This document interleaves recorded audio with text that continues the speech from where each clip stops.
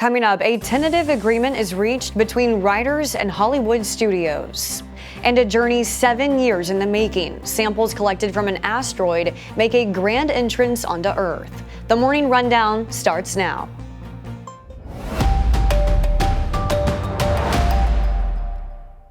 This is Straight Arrow News, bringing you unbiased, straight facts. Thanks for joining us. I'm Kara Rucker. Unions representing thousands of Hollywood writers have reached a tentative deal with major Hollywood studios. The agreement is expected to end a strike that has lasted more than 5 months. Virtually all Hollywood production of scripted content has been on hold as writers and studios were at a standstill over workers' contracts. The strike began in May, 146 days ago. Late-night talk shows were put on pause. TV shows and movies experienced production delays.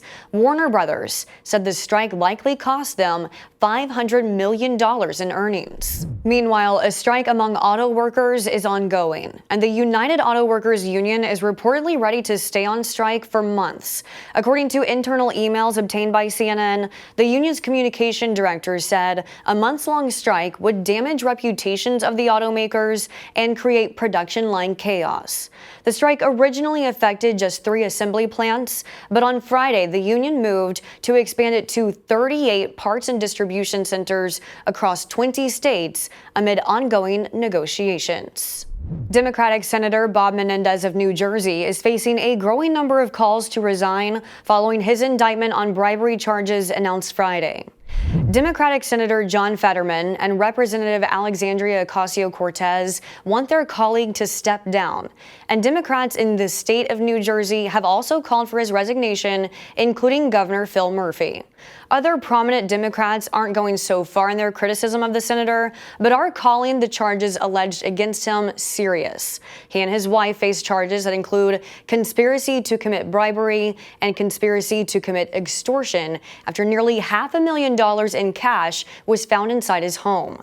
According to the indictment, the senator and his wife accepted bribes that benefited the Egyptian government.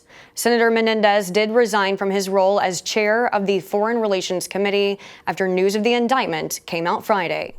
A deadly and devastating collision between an SUV and train is raising renewed concerns over railroad tracks lacking signals.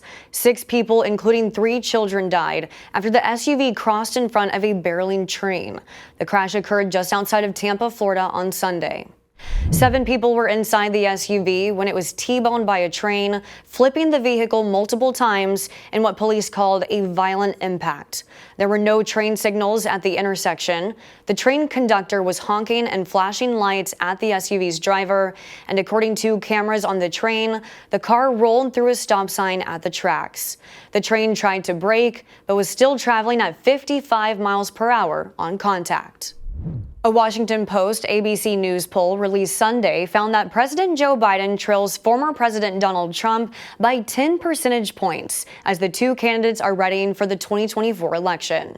However, the Post also said this poll was likely a, quote, outlier, citing other polls that show Biden and Trump in a dead heat. That includes a CBS News poll from earlier this month that had the pair separated by just 1 point. Meanwhile, this latest poll by the Post and ABC also found Biden's approval rating currently sits at 37%, 5 points down from where it was in February. 56% of Americans responded that they disapprove of the current president.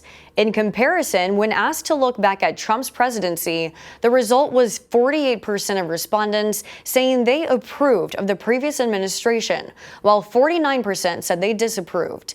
That 48% approval rating is up 10 points from when Trump left office in 2021 and higher than it was throughout almost the entirety of his presidency.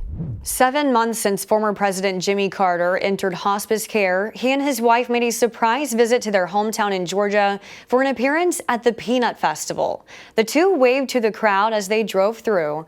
The former president has been in home hospice care since February. His wife recently diagnosed with dementia. The 2 are the nation's longest married couple at 77 years. Carter will turn 99 years old next week. And finally this morning, newly collected asteroid samples could provide clues about the birth of our solar system. There was much excitement from NASA on Sunday when this capsule made a safe landing back to Earth after a 7-year journey. The capsule has traveled far and wide on its search for answers, a total of 4 billion miles in space. The collected sample comes off of the asteroid Bennu. Scientists believe this raw material collected is 4.5 billion years old and is the same material that made Earth. NASA will now hand the samples over to scientists, hoping to learn more about the origins of our unique Earth. These are your top stories. Be sure to subscribe to our Morning Rundown podcast to listen to our show each weekday morning. And check out more of our work at san.com and on the Straight Arrow News app. Unbiased, straight facts, that's Straight Arrow News. We'll see you back here tomorrow. Until then, I'm Kara Rucker. Have a great day.